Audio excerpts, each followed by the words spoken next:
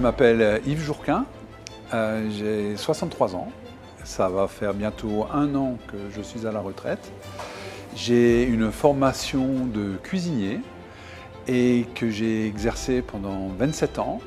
Et ensuite, je suis tombé dans le fromage et j'ai travaillé pour un affineur de Strasbourg et j'étais responsable de boutique et en même temps, monsieur formation de l'entreprise. Je m'appelle Céline, j'ai 43 ans et donc j'ai ouvert une petite boutique le 6 avril sur la commune de Bilbisheim, le magasin La Ferme Jost. Lorsque Michel et Jean-Michel et Arnaud ont appris que j'étais à la retraite, ils trouvaient dommage de perdre un peu de savoir et d'expérience et c'est là qu'ils ont fait appel à moi. Alors La Ferme Jost, elle produit essentiellement de l'asperge, de la fraise, un petit peu de rhubarbe et d'autres fruits et légumes. Auparavant, j'étais aide-soignante. J'ai travaillé pendant 23 ans en psychiatrie, en pavillon d'admission fermé. Et 23 ans passés à faire ce métier-là, c'est vrai qu'il y a une charge mentale qui est assez importante et donc j'avais besoin d'un changement aussi. J'ai connu le marché-gare au début de ma carrière de cuisinier où c'était une fourmilière et où tous les professionnels, aussi bien de la restauration que de tout métier de bouche, venaient s'achalander. Et les ventes étaient presque faites entre guillemets sur le trottoir, enfin c'était au milieu de l'allée. Alors j'ai connu la maison Fromarin en fait grâce à Claire Andena, en fait de l'îlot de la Méno de Strasbourg, qui est une amie et une collègue maintenant à moi. Et en fait c'est elle qui m'a dit qu'elle travaillait avec Michel Holman et que c'était des gens sérieux, une maison respectable. Et du coup c'est Anne en fait qui a donné mon contact à Michel. Et un beau jour, on a fixé un rendez-vous avec Michel. Il est venu chez nous à la maison. On a pris contact ensemble comme ça, on s'est rencontrés.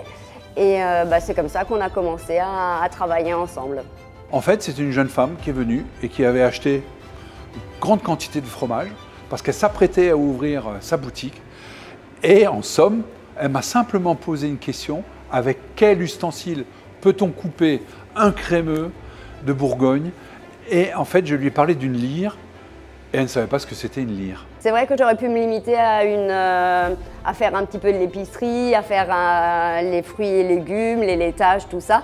Mais en fait, il y a quelques magasins de vente en fait, à la ferme dans les alentours et personne ne propose de fromage. Et moi, j'aime le fromage. Et donc, c'est là que je me suis dit pourquoi pas faire ça en plus. Après, c'est vrai que mes connaissances à moi en termes de fromage étaient assez basiques. Et c'est là qu'entre en scène Yves, donc qui m'a fait une formation. Et c'est là que j'ai appris beaucoup de choses, quoi. Alors, il ne faut pas confondre. Là, il y a des petites taches blanches. Ça, ce sont les acides aminés qui cristallisent. Et très souvent, on appelle ça des grains de sel. Oui. Parce qu'une fois qu'on l'a en bouche, ça croustille. Et vu qu'il y a une concentration de produit, c'est plus salé. Mais ce n'est pas du sel. Ce sont les acides aminés qui cristallisent et qui amènent ça. Et ça, ça arrive sur les pâtes cuites qui ont un bel affinage assez long. Voilà. Voilà. Et là, on fait pareil.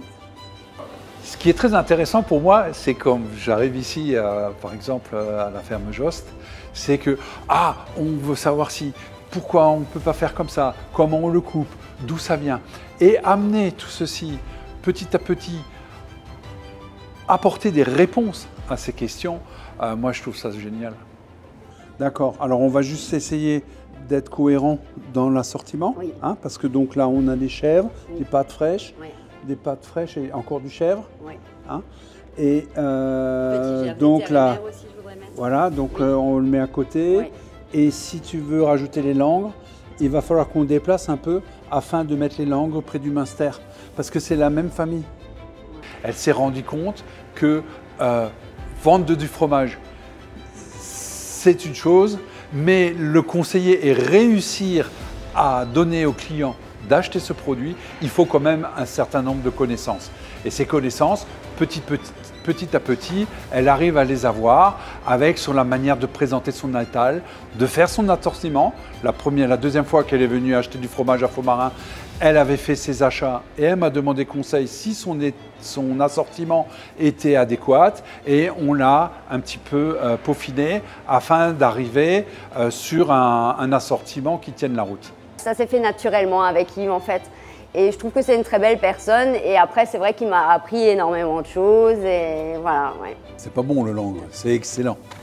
C'est mon fromage préféré, le Langres. Ah bah pardon. Donc on ne peut pas dire que c'est bon, oui, c'est excellent. Voilà. En fait, les fromages ils sont tous bons. Oui, mais oui. Sauf qu'il y en a qui sont meilleurs que d'autres. Non, en fait, c'est pas tout à fait ça. Il faut surtout voir le plus important, après dans le conseil client, ce n'est pas de dire que celui-ci est bon. Alors on va dire, c'est un fromage fin, à croûte lavée, et qui a une texture très fondante. C'est mieux que simplement bon, parce que bon, tout est bon ici, hein, sinon ce ne serait pas ici. Ce qui me passionne, c'est de pouvoir partager mes connaissances afin que les crémiers fromagers clients de Faux-Marin aient un discours très professionnel et très pointu sur l'origine des produits qu'ils vendent.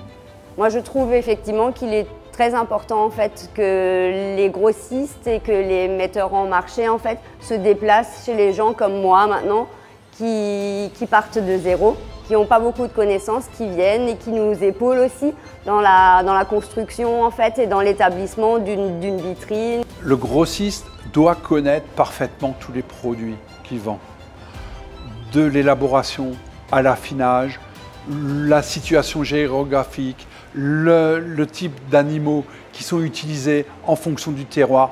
Et c'est avec tous ces éléments qui pourra être convaincant face à un crémier fromager qui viendra s'achalander chez lui.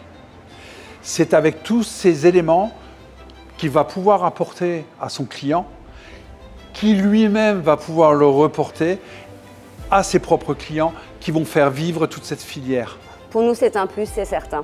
Parce qu'au-delà de vendre des fruits et légumes, on fait de la dégustation de fromage et on fait découvrir en fait à nos clients des fromages qu'ils ne connaissent pas. Et les clients reviennent et ils me disent « Oui, tu te souviens Céline, la dernière fois, c'était un fromage comme ça et comme ça. On l'avait goûté chez toi et en fait les invités ont trouvé ça très bon. » Et c'est ça ce qui fait que le fait de pouvoir faire découvrir à mes clients des fromages qu'ils ne connaissaient pas, je trouve ça très satisfaisant en fait. Ce qui me fait vibrer dans le produit, ce sont les producteurs. Parce que derrière chaque producteur, il y a une famille, il y a une histoire et qui va raconter pourquoi le fromage est comme ça. Et une fois qu'on a mis les mains dedans, ça amène juste du voyage et du rêve. Alors il faut savoir que chez nous, maintenant dans le secteur ici, on est sur un secteur rural et qu'en termes de petits magasins de producteurs ou petites supérettes, il n'y a plus rien en fait dans les petits villages aux alentours. Et donc c'est vrai que c'était une demande de la part de nos clients aussi qui me disaient « Ah bah tiens Céline, tu pourrais pas aussi faire un petit peu de ci, un petit peu de ça ?» Et donc voilà, c'était le moyen pour nous aussi de satisfaire les clients et les villageois des alentours.